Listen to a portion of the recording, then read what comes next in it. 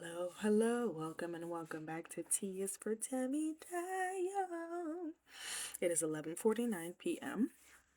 January 26, 2026. Today is day 57 of 365 days of tea for me.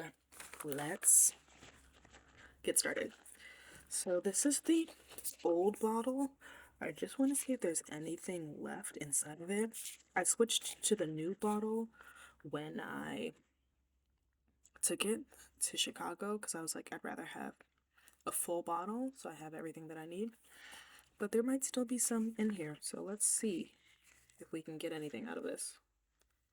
It's gonna be one whole pump. I'm gonna do it just on my quads because they're right in front of me.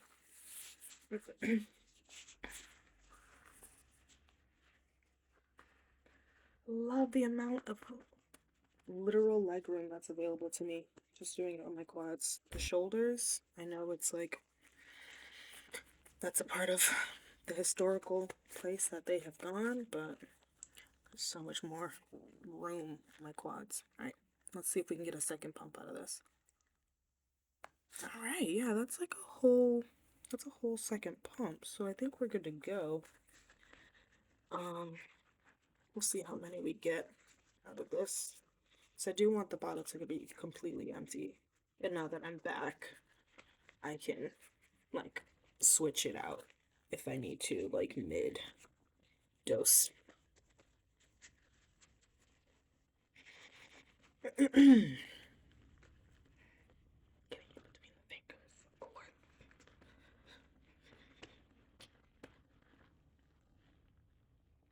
And that's it. We're done. Alright, while that dries, we'll do a quick little chat. I still want to remember what it is that I like was starting to talk about that I didn't get to finish talking about. And I need to go back and watch the videos and see what that topic was because I didn't write it down. But until then, I'll tell you about my dear friend that I got to hang out with tonight because we went sledding because it was a snow day. But she and I were talking about like relationships or dating or romance or, you know, hookup culture as well. And it was so fascinating because like she's pretty exclusively T for T. And so she's like at this point in her life primarily dating like T boys. And I don't know, she's like really I find a lot of similarities in her dating style and my dating style. Where like, you know, dating someone means actually like going on dates. Hooking up with someone means like maybe you hang out, but this is not necessarily dating for the purpose of getting to know someone a little bit deeper. It's just like just making it more comfortable so that when you hook up, like it's fine. And there's a communication and there's a foundation of trust and transparency. And then if like you're in a relationship, that comes with its own set of like expectations that both or all parties have agreed to sort of uphold.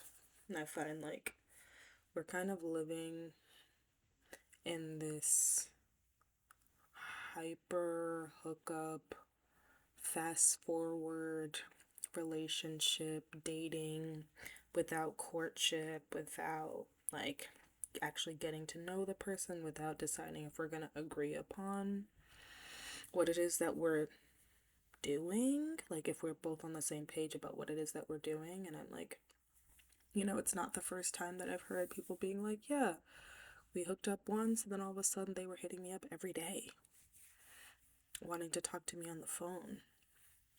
I'm like, is it lovely to talk to somebody on the phone? Absolutely. Is it lovely to talk to someone that you are also like hooking up with on the phone? Yeah, sometimes if both of you want to do that.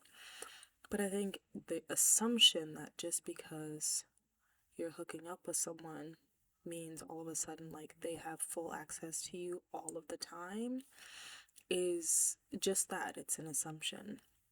And I'm finding like I don't know that people are comfortable having the conversation about like what exactly are we doing?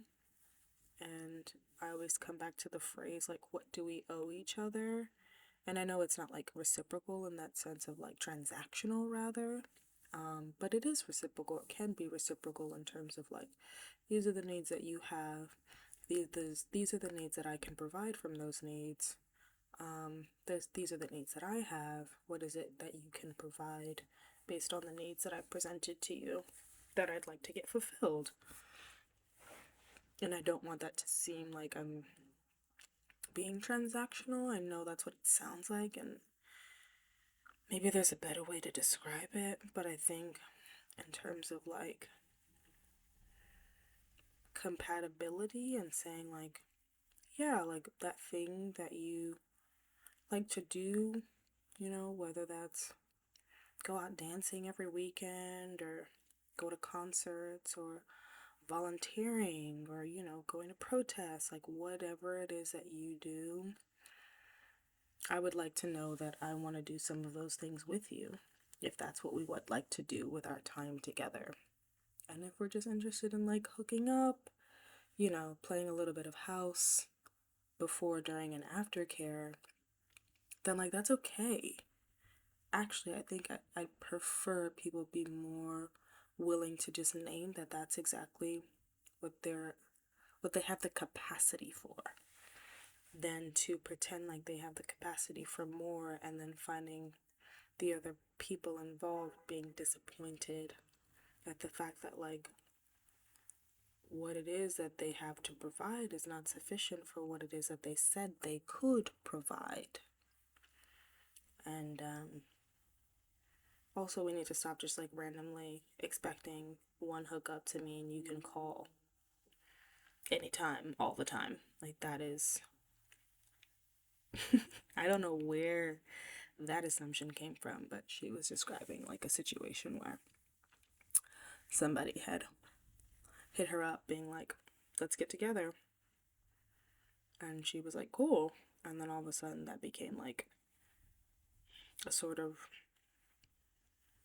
ocean of responsibility that she had not consented to beyond that particular moment in time when they were both enthusiastically sharing space with one another.